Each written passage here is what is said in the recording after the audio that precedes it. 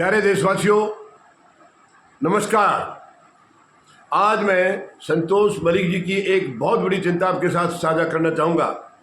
आप सबको पता है, संतोष मलिक जी आपके अपने मतदाता जागृति संगठन की राष्ट्रीय अध्यक्षा हैं और आज देश में माहौल क्या चल रहा है, और वो माहौल केवल एक संवैधानिक संस्था की वजह से चल रहा है, वो है चुनाव आयोग।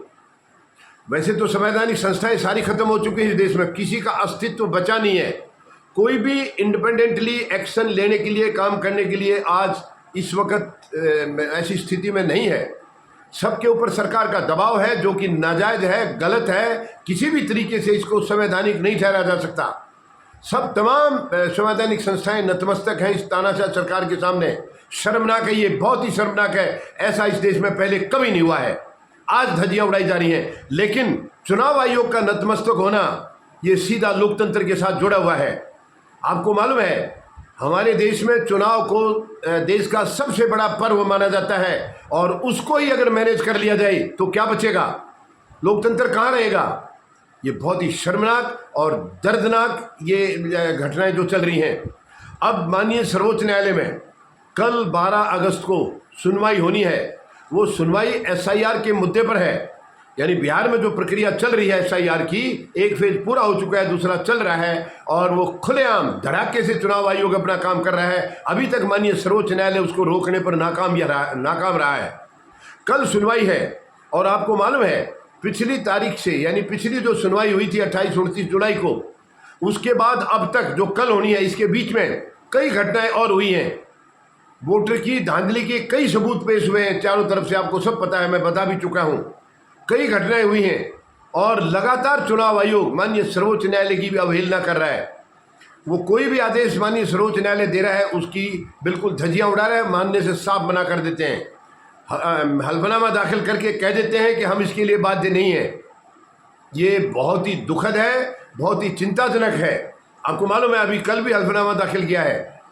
जो माननीय सर्वोच्च न्यायालय ने कहा था 65 लाख लोगों के जो नाम काटे गए हैं, उनकी लिस्ट देने के लिए चुनाव आयोग को कहा था, मगर उसके लिए चुनाव आयोग ने दाखिल कर दिया हल्फनामा और कह दिया है कि ये नाम देने के लिए हम बाध्य नहीं हैं, हम नहीं बताएंगे कि हमने किसके नाम काटे। यहाँ तक कह दिया है कि किस कारण से काटे गए हैं वो भी हम नहीं बताएंगे। ये सरेआम तानाशाही है, तानाशाही। मैं किसी के ऊपर आरोप नहीं लगा रहा हूँ, लेकिन ऐसा इस देश में पहली बार हो रहा है। 78 साल की हमारी आज़ादी के इतिहास में ऐसा पहले कभी नहीं हुआ कि चुनाव आयोग सबकी धज्जियां उड़ा दे, ना वो कानून को माने, ना संविधान को माने, ना सर्वोच्च न्यायालय को माने, केवल सरकार के सामने नतमस्तक है, जबकि सरकारें आती हैं और जाती हैं। ये बहुत ही दुखद है। अब माननीय सर्वोच्च न्यायालय पर पूरी निगाहें टिकी हैं। संतोष मलिक जी का कहना है कि माननीय सर्वोच्च न्यायालय को कल इसको गंभीरता से लेना चाहिए। ये हर बार उनके आदेश की अवहेलना करके अपनी तरफ से हल्फनामा दाखिल कर देता है, जैसे सुपर पावर चुनाव आयोग ही है। इस देश में चुनाव आयोग से बड़ा कोई है नहीं। इस तरीके के वो काम कर रहे, साफ मना कर देते हैं कि हम ऐसा नहीं करेंगे। ऐसा कैसे हो सकता है? तो कल देश की जनता भी सब कुछ कह देगी हम नहीं मानेंगे, कल सेना भी कह देगी हम किसी के आदेश को नहीं मानेंगे, परसों पुलिस भी कह देगी हमारे लिए कोई चीज़ माने नहीं रखता, हम जो दिल करेगा वो काम करेंगे। तो क्या होगा देश के अंदर? ये तो मारकाट हो जाएगी। क्या रहेगा देश का अस्तित्व? भारत दुनिया का सबसे बड़ा लोकतांत्रिक देश है, और आज इसकी धज्जियां उड़ाई जा रही हैं। ये बहुत ही शर्मनाक है, बहुत ही दर्दनाक है, बहुत ही दुखद है। इसलिए संतोष मलिक जी की स्पेशल अपील माननीय सर्वोच्च न्यायालय से कि माननीय सर्वोच्च न्यायालय को कड़ा फैसला करना चाहिए, चुनाव आयोग के खिलाफ कड़े कदम उठाने चाहिए। ऐसा कैसे होने दिया जा सकता है? एक तरफ माननीय सर्वोच्च न्यायालय ये टिप्पणी कर चुके हैं, ये जजमेंट दे चुके हैं कि संविधान से बढ़कर देश में कुछ भी नहीं है, फिर ये संविधान की धज्जियां आए दिन उड़ाई जा रही हैं। उसके ऊपर माननीय सर्वोच्च न्यायालय क्यों चुप बैठे हैं, क्यों लाचार हो दिखाई दे रहे हैं? अगर माननीय सर्वोच्च न्यायालय भी लाचार होगी तो क्या बचेगा इस देश में? कहाँ जाएगी जनता? किसको बताएगी? किसको अपने दर्द को बयान करेगी? किसके सामने जाकर जनता रोएगी, चिल्लाएगी? क्या करेगी जनता? ये बहुत ही दुखद है। और कल की सुनवाई में ये मतलब उम्मीद है माननीय सर्वोच्च न्यायालय जरूर इन चीज़ों को इनका संज्ञान लेंगे, क्योंकि कई प्रकरण हुए हैं पिछली सुनवाई के बाद और कल की सुनवाई के बीच में। बहुत सारी चीज़ें ऐसी हुई हैं मतलब जिससे चुनाव आयोग पूरी तरह से एक्सपोज हो गया है, और अब भी वो अपनी मनमानी करता रहा। तो फिर देश में कुछ बचेगा नहीं। फिर तो सत्ता पक्ष ये चाहता है कि बाकी देश में कोई रहे नहीं और ये आजीवन सत्ता में कामयाब हो जाए, मतलब ये कायम रहे आजीवन, कोई आए नहीं दूसरा, कोई दल नाम की कोई चीज़ रहे नहीं। और ये देश के लिए कितना खतरनाक हो सकता है, शायद इसका अंदाज़ा लगाना भी हमारे रोंगटे खड़े कर देगा।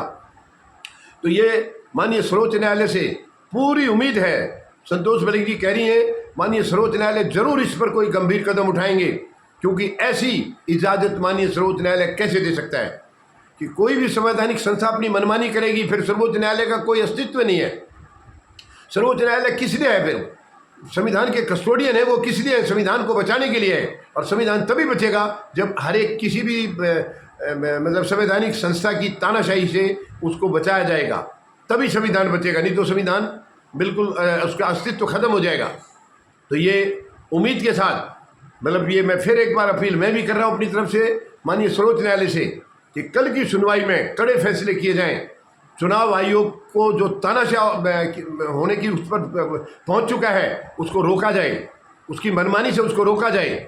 ऐसे कैसे जिसके मर्जी नाम काट देंगे और उसके नाम भी नहीं बताएंगे, कारण भी नहीं बताएंगे, ये कौन सा तरीका है? ये बहुत ही अफसोस की बात है। ऐसा इस देश में पहले कभी नहीं हुआ है। उम्मीद है माननीय सर्वोच्च न्यायालय हमारी अपील के ऊपर जरूर कुछ ध्यान देंगे, जो चल रहा है देश में उसके ऊपर ध्यान देंगे और कल की सुनवाई में जरूर कोई कड़ा फैसला आएगा। धन्यवाद। जय जवान, जय किसान, जय हिंद।